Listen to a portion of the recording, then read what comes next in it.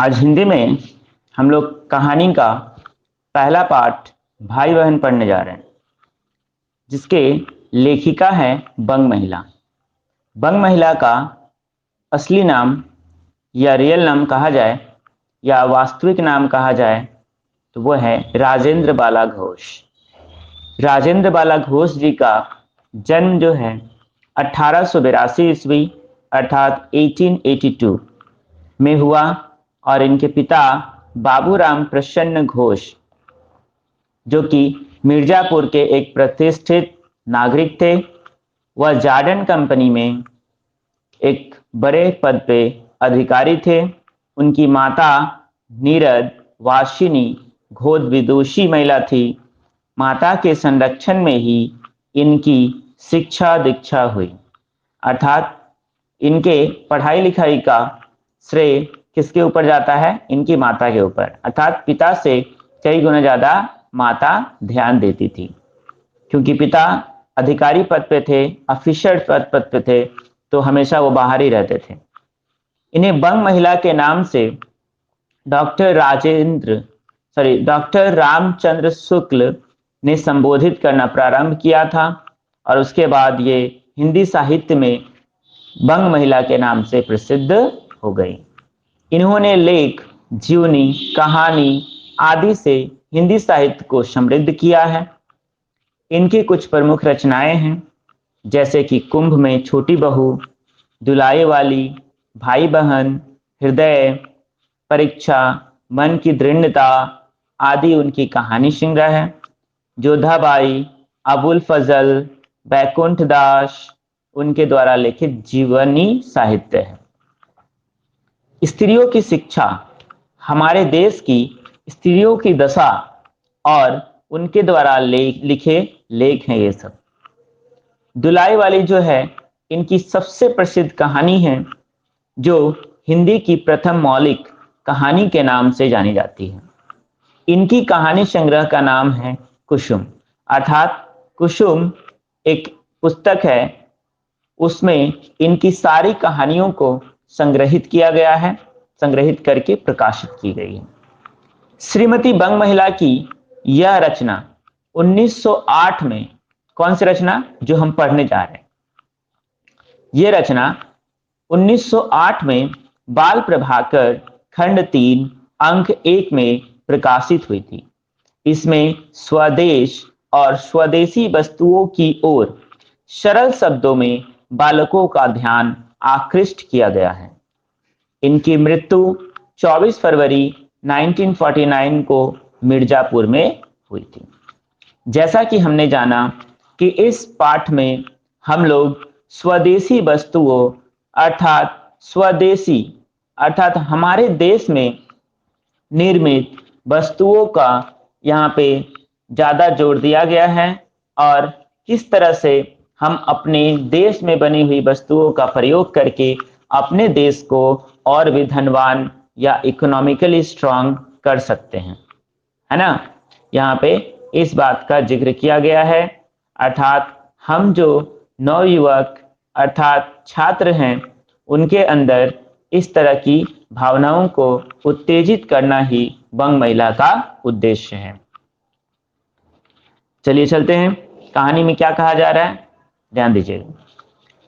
आज नाटी इमली का भरत मिलाप, अर्थात जब गांवों में मेला लगता है तो वहां पे रामायण महाभारत का नाटक होता था और उसी में एक नाटक चल रहा है, उसमें भरत मिलाप वाला सीन जो है उस दिन होने वाला है। बाबू जय रामदास जी अपने दोनों लड़के लड़की को लेकर मेला देखने को जा रहे हैं। दोनों भाई बहन पिता के दोनों हाथ पकड़कर बड़ी खुशी के साथ जा रहे थे। भाई का नाम शायद जो कुछ हो, पर रंग खूब गोरा होने से उसे सब लोग साहब कहकर पुकारते थे। साहब की उम्र कोई 11 वर्ष की थी, पर बहन की उम्र कोई 6-7 वर्ष की होगी। उसका नाम तो सुंदर देई था, पर लोग प्यार से उसे सुंदरिया कहा करते थे। एक आने की पूंजी लेकर सुंदर मेला देखने चली थी। एक आना, उस समय एक आने चलते थे। उसी के भरोसे जो चीजें देखती थी उसी पर टूट पड़ती थी। उसके इस भोलेपन पर साहब बेचारे को बड़ी हंसी आती। जब सुंदर 10-12 चीजों का नाम लेकर कहने लगी, मैं यह मोल लूंगी, मैं वह मोल लूंगी, तब साहब ने कहा, वाह जी, तुम्हारे पास तो 3-4 पैसे कुल हैं और तुम इतने चीजें कैसे ले सकती हो? मेरे पास बहुत पैसे हैं, मैं सब कुछ खरीदूंगा, केला, नारंगी, अमरूद, रेवड़ी, नान खटाई वगैरह वगैरह। सुंदर पर साहब की इस बात का कुछ भी प्रभाव न पड़ा, क्योंकि सुंदर की मां प्राय उससे कहा करती थी, बेटी तुम भैया से छोटी हो ना, तुम्हें सब चीज में भैया से कमती हिस्सा लेना चाहिए। मां की यह बातें सुंदर हमेशा ध्यान में रखती थी, जिससे ध्यान में रखती थी और उसे यह भी दृढ़ विश्वास था कि 4 ही पैसे में सब मोल ले सकती हूं। इन सब कारणों से साहब का हौसला पूरा ना हुआ, अर्थात जो सुंदर देई को ये चिढ़ाने की बात आई थी वो उसमें सक्षम नहीं हो पाया। जिसके हृदय में संतोष है, अब सुनिएगा, ये सामाजिकता है, जिसके हृदय में संतोष है उसी ने सब कुछ भर पाया, अर्थात जो संतोष करता है उसको सब कुछ मिलता है, क्योंकि किसी को ना कभी समय से पहले कुछ मिला है, ना किसी को समय से पहले कुछ मिलेगा। साहब को सब है और मेरा कुछ नहीं, यह बात उसे कभी दुख नहीं दे सकती।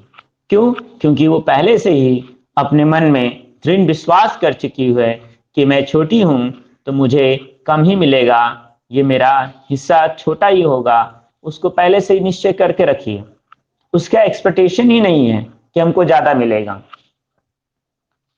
नीच अवस्था में संतुष्ट रहना, अर्थात जितना है उतना में ही खुश रहना, उसी के अनुसार चलना बुद्धिमानों का काम है। तो हमें भी यहां से कुछ ना कुछ सीख मिल रही है कि हमारे पास जितना है हम उतना में ही खुश रहें, ज्यादा की मांग करके, एक्सपेक्टेशन करके अपने आप को दुखी ना करें। ठीक है ना? चलिए, तो साहब सुंदर की मूर्खता की बातें पिता से कहने लगा। वह बेचारे साहब के मतलब को ना समझ सके और बोले, हाँ बेटा, पहले मेला देख लो, फिर लौटते वक्त सब ले देंगे। लाचार होकर साहब मदरसे के मौलवी जी की तरह अथवा स्कूल के नीचे दर्जे की मास्टर की भांति बहन को समझाने लगा और सुंदर का 4 पैसा अपने हाथ में लेकर के एक एक का चीज का नाम कहता हुआ एक एक पैसा सुंदर को देकर बोला, लो हो न गया, 4 पैसे में 4 ही चीजें न मिलेंगी कि ज्यादा। फिर साहब अपना सब पैसा एक हाथ में लेकर एक एक चीज के नाम से दूसरे हाथ पर रखता गया। पहले बहन का 4 पैसा अपने हाथ में रखा और फिर एक हाथ से दूसरे हाथ में एक एक का सामान का नाम बोलता गया और उसमें रखता गया। बोला कि 4 पैसे में तो 4 ही सामान मिलेगा, इससे ज्यादा मिलेगा नहीं। और उसके पास तो बहुत पैसे हैं, तो वो अपना पैसा लेकर के एक एक करके दिखाते गया कि देखो मेरे पास बहुत पैसे हैं तो मैं बहुत सामान खरीद पाऊंगा, है ना। तब बेचारी सुंदर देई बड़े भोलेपन से भाई की मुख की ओर ताकती हुई बोली, तो क्या उसमें से थोड़ा मुझे भी ना दोगे भैया? अब भैया जो है इस बात को सुन करके थोड़ा सा लज्जित हो जाते हैं। सुंदर की इस बात पर साहब को लज्जित होना पड़ा। मेला देखकर निज इच्छा अनुसार चीजें लेकर दोनों भाई बहन पिता के संग घर लौट आए। ठीक है, तो यहाँ पे समझ रहे हो कि छोटे होकर भी वो अपने बड़े भाई को लज्जित कर दी। कैसे कर दी? क्योंकि वो अपने बात पे टिकी रही कि मैं छोटी हूं तो छोटा ही मिलेगा मुझे, और भैया को जब लेंगे तो भैया तो मुझे देंगे ही ना। उसके बाद है एक दिन शाम को जब साहब के बड़े भाई श्री राम दिए के उजियाले में बैठकर किताब पढ़ रहे थे। इतने में साहब और सुंदर दोनों आकर वहीं बैठ गए। सुंदर बोला, बड़े भैया देखो, साहब भैया की किताब में कैसी अच्छी रेलगाड़ी की तस्वीर है, तुम्हारे किताब में तो कोई तस्वीर ही नहीं है। अर्थात यहाँ पे बोला गया है ना कि सुंदर बोला, तो सुंदर बोला नहीं, सुंदर बोली, ठीक है ना, सुंदर लड़की है। तो वो किताब में रेलगाड़ी की तस्वीर दिखाती है और बोलती है कि तुम्हारे में तो नहीं है।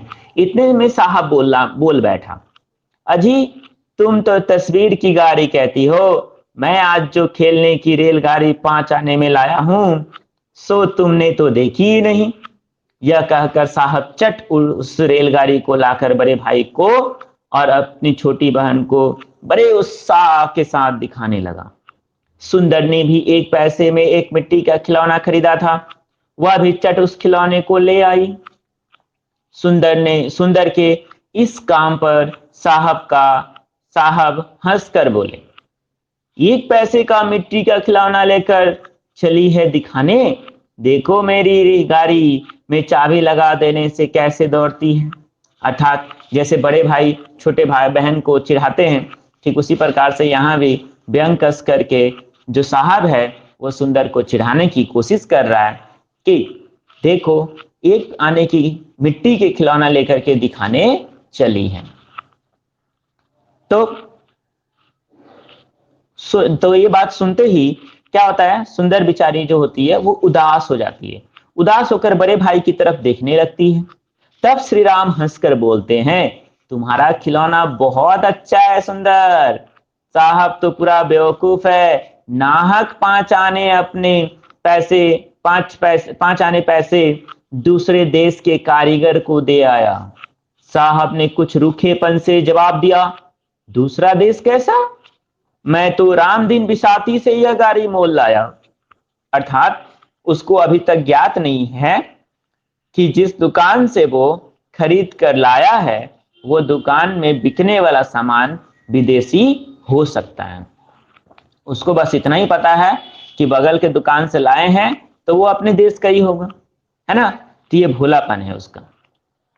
उसके बाद कह रहे हैं श्री राम, हाँ मोल तो तुमने राम दिन के से ही लिए हैं, सही है, लेकिन राम दिन ने इसे बनाया तो नहीं, बनाया है जर्मनी के कारीगरों ने। आखिरकार तुम्हारा नहीं तो बिसाती का पैसा उसके यहां गया कि नहीं। वे लोग तो हर तरह से मोटे ताजे हैं और बेचारे यहाँ के कुछ कुम्हार और कारीगर हैं, उन्हें दिन भर में नमक रोटी भी मुश्किल से मिलती है। वे लोग यदि 5 आने पैसे पावे तो उनको पेट भर खाने को मिल जाए। खैर सुनो साहब, इस समय हम तुम्हें कुछ न कहते, ना तुम्हें रंज होता, रंज मतलब दुख होता, किंतु परमेश्वर का यह नियम है। क्या नियम है परमेश्वर का, कि जो दूसरे किसी को नीचा दिखाता है वह पहले आप ही नीचा देखता है। ना तुम सुंदरिया को नीचा दिखाते, ना आप देखते, तुम चाल चलन में पढ़ने लिखने में अच्छे हो पर बड़े ही अभिमानी हो। शायद यह दोष तुम्हारे नाम से उत्पन्न हुआ है, क्योंकि तुमको सब लोग साहब साहब कह के बुलाते थे। अच्छा, अब से तुम अपने असली नाम हरि राम से कहकर पुकारे जाओगे।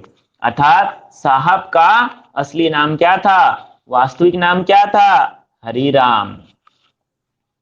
अब इस खिलौने के बारे में 2-4 बातें और सुन लो। यह तो तुमने जान लिया कि इसे बनाया है किसने, अब जरा यह भी जान लो, सोच कर देखो कि इसे खरीदने से हमारे देश को हानि और दूसरे देश को लाभ पहुंचता है या नहीं। बड़े भाई होने के नाते छोटे भाई बहन को समझाने की कोशिश कर रहे हैं श्री राम जी। तो आज तुमने इसे मोल लिया है, 2 दिन के पीछे तोड़ फोड़ कर फेंक दोगे, परंतु ऐसे ऐसे तुच्छ खिलौने के लिए कई लाख रुपए हर साल हिंदुस्तान से निकलकर जाते हैं। कहाँ जाते हैं? विदेश। इसी तरह सुई डोरा, कंघी, दिया सलाई इत्यादि छोटी मोटी चीजों के लिए भी कितने रुपए दूर देश वालों को दे देते हैं। उनका लेखा लगाने से छाती दहल जाती है। अर्थात जब हम उसका लेखा जोखा रखेंगे, अकाउंटिंग हिसाब रखेंगे, तो क्या होगा? छाती दहल जाएगा कि इतना इतना लाख रुपया विदेशों में चल जा रहा है और हमारे देश को कुछ नहीं मिल रहा है। उसी के साथ थोड़े से मुनाफे पर चावल, गेहूं और गल्ले को बेच डालते हैं। इसमें दूसरों का कुछ दोष नहीं है। हम सब अपनी करनी से दीन, गरीब से गरीब, अधम से अधम हो रहे हैं। अर्थात हम जो जितने गरीब हैं उससे और ज्यादा गरीब हो रहे हैं। हम जितने रहमन माने क्या बोलते हैं, एहसान फरोमस हो रहे हैं और दिन प्रतिदिन और ज्यादा एहसान फरोमस होते जा रहे हैं। हमारे पास किसी भी तरह की रीति रिवाज या किसी भी तरह की धार्मिकता नहीं बच रही है।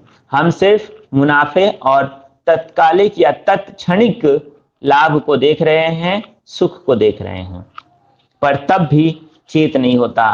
परंतु तब भी हम लोगों को अपने अंदर सचेतना उत्पन्न नहीं होती कि हमें ऐसा नहीं करना चाहिए। हम लोगों में यह एक भारी दोष है। जितना कहते हैं उसका चौथाई भी नहीं कर सकते। यह बात तो सभी कहेंगे कि भारत का सब तरह से सत्यानाश हो रहा है, किंतु उसकी बिगड़ती हुई दशा को सुधारने में बहुत ही कम मनुष्य बचे हुए हैं। आज तुम लड़के हो, कल तुम ही युवा पुरुष हो जाओगे। यदि चाहोगे तो अपने हाथ से इस गिरे हुए देश की बहुत कुछ भलाई कर सकोगे। तुमको चाहिए कि अपने देश की भलाई के लिए उपाय विचारो और सीखो। लड़कपन में जिस बात का प्रभाव मनुष्य पर पड़ता है या पड़ जाता है, बड़े होने पर वह उसी अनुसार व्यवहार करता है। यदि तुम अभी से देसी चीजें काम में लाओगे तो मैं स्वदेश की बनी हुई कोई उत्तम चीज तुम्हें इनाम दूंगा। अर्थात अपने छोटे भाई को स्वदेश प्रेम के बारे में बहुत अच्छी तरह से समझाया जा रहा है। समझाने के बाद श्री राम बोलते हैं कि बचपन में जिस चीज का प्रभाव हमारे ऊपर पड़ता है वही प्रभाव हमारे पे रह जाता है और बड़े होने के बाद भी वो रहता है। इसीलिए हम लोग बच्चों को बचपन से ही बोलते रहते हैं कि बेटा क्या बनोगे, बेटी क्या बनोगे। तो ऐसे करने से क्या होता है, उनके अंदर एक उत्सुकता उत्पन्न होती है और उस उत्सुकता के कारण उनके मन में भी विचार आते हैं कि हमको ये बनना है ना। तो इस बात को देख करके और उसमें एक तोहफा या इनाम की बात भी की गई है, जिससे क्या हो, बचपना है तो स्वदेशी वस्तुओं की ओर आकर्षित हो पाए। ठीक ना। अब जो बातें लिखी गई है उससे 20 वर्ष बीत गए हैं। अब जो बाबू हरिराम हैं वो हरिराम वर्मा नहीं रहे, अब वो बीएल बन गए हैं, शहर के एक नामी वकील बन गए हैं, है ना।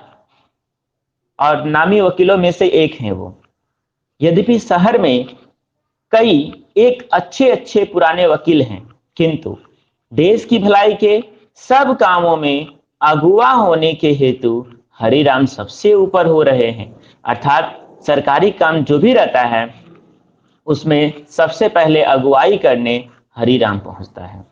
हरिराम ने निज व्यय से मातृ भंडार नामक एक बहुत बड़ी दुकान खुलवाई है, जिसमें हर मनुष्य के काम लायक सब स्वदेशी बनी चीजें मिलती हैं। अर्थात बड़ा होकर के एक दुकान खोला जिसमें सिर्फ मेड इन इंडिया का सामान बेचा जाता है या रखा जाता है। बाबू श्री राम अपने छोटे भाई का इस भांति स्वदेश प्रेम और अपने उपदेश का प्रभाव देखकर बहुत ही खुशी हैं या सुखी हैं। क्यों नहीं रहेंगे, क्योंकि उन्होंने बचपन में जो अपने छोटे भाई को अच्छे से समझाया कि स्वदेश प्रेम क्या है, स्वदेशी वस्तुओं का प्रयोग करने से क्या होगा, उससे आज हरिराम अपना एक दुकान खोल करके और अच्छे लॉयर बन करके दिखा दिया। तो बड़े भाई को इससे ज्यादा खुशी और क्या हो सकती है। सुंदरदेई की बात रही तो सुंदरदेई भी उस समय 6-7 वर्ष की थी और सुंदरदेई क्या हो गई है, 11 वर्ष की अवस्था में ही उसकी एक शादी कर दी गई थी। किसके साथ? जमींदार के बेटे के साथ। अभी वो जमींदार की पतोहू हो गई है और उसके पति भी एक देश हितैषी सज्जन है, अर्थात देशभक्त हैं। और सुंदरदेई अपने घर की मालकिन हुई है और अपने पति के सद्गुणों और अच्छे कामों की सहकारिणी बनी हुई है, अर्थात वो भी अपने पति के साथ सुखमय जीवन व्यतीत कर रही है। तो इस कहानी से हम लोगों ने सीखा कि किस प्रकार से हम लोग अपने अंदर स्वदेश की भावना को उत्पन्न कर सकते हैं और स्वदेश की भावना को जागृत कर सकते हैं तथा दूसरे तक पहुंचा सकते हैं। ऑब्वियसली हमें अगर कुछ को खुद को नहीं बदलेंगे हम, तब तक हम दुनिया में कहीं नहीं बदल सकते या किसी को नहीं बदल सकते। कुछ भी हमको करना होगा तो सबसे पहले अपने आप से शुरू करनी होगी। अगर हम अपने आप में बदलाव करेंगे तभी हम दूसरे को बदल सकते हैं। जब तक हम कोई चीजें अपने आप में नहीं करते हैं और उपदेश देते हैं कि आप ये करो, तो वो उपदेश उसके ऊपर प्रभावशील नहीं होगा। क्यों? क्योंकि वो उपदेश देने वाला ही नहीं पूरा कर रहा है, तो जिसके ऊपर उपदेश प्रयोग किया जा रहा है उस पर तो कोई प्रभाव पड़ेगा नहीं, है ना। तो भाई बहन, कहानी जो है स्वदेशी वस्तुओं के ओर आकर्षित करने के लिए या स्वदेश प्रेम, ये राष्ट्र प्रेम की एक कहानी है जिसको आप लोग घर में फिर से एक बार पढ़िएगा। धन्यवाद।